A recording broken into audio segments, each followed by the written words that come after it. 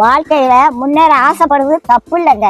எதையாவது பண்ணி எப்படியாவது முன்னேறிடணும் அப்படின்னு நினைக்க கூடாது. அப்படி நினைச்சா ஏதாவது சிக்கல்ல மாட்டிக்கிடுவோம். கடவுள் உங்களை ஏற்ற வேலையில உயர்த்த வருங்க. சில பேரு எப்படியாவது காசு பணத்தை சம்பாதிச்சிடணும், அப்பதான் வயசான காலத்துல நிம்மதியா உட்கார்ந்து சாப்பிடலாம்னு நினைப்பாங்க.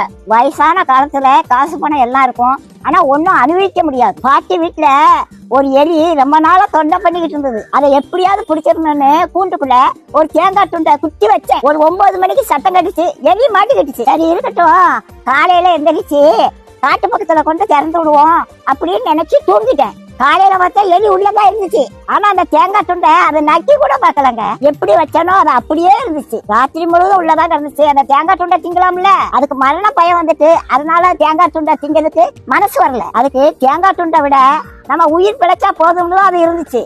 அதே மாதிரிதாங்க காசு பணத்தை சேர்த்து வச்சாங்க. கடைசி காலத்துல ஒன்னையும் அனுபவிக்க மாட்டாங்க. லட்டை பார்த்த உடனே வாயில எச்சி வரும், ஆனா டாக்டர் சொன்னது ஞாபகத்துக்கு வரும், லட்டை தின்றாத சுகர் ஏறி போயிரும் அப்படின்னு சொல்லியிருக்காங்க. ஆசைப்பட்ட ஒரு லட்டை திங்க முடியல, காசு பணம் இருந்து என்ன செய்ய? கடவுளோட ஆசீர்வாதம் இருந்துச்சுன்னா கடைசி வரைக்கும் நல்லா சாப்பிடலாங்க. நாளைய தினத்தை குறிச்சு கவலைப்படாதீங்க. அந்தந்த நாளைக்கு அந்தந்த நாளோட பாடு போதுங்க. இன்னைக்கு சாப்பாடு கொடுத்த கடவுள் நாளைக்கு சாப்பாடு கொடுப்பாரு. நீதி நேர்மை உண்மை உத்தமமா மட்டும் வாழுங்க. கடவுள் ஒரு நாளும் உங்களுக்கு ஒரு குறையும் வைக்க மாட்டாங்க. நம்ம எப்படி சம்பாதிக்கோங்கிறத கடவுள் பார்த்துக்கிட்டே இருக்காருங்க.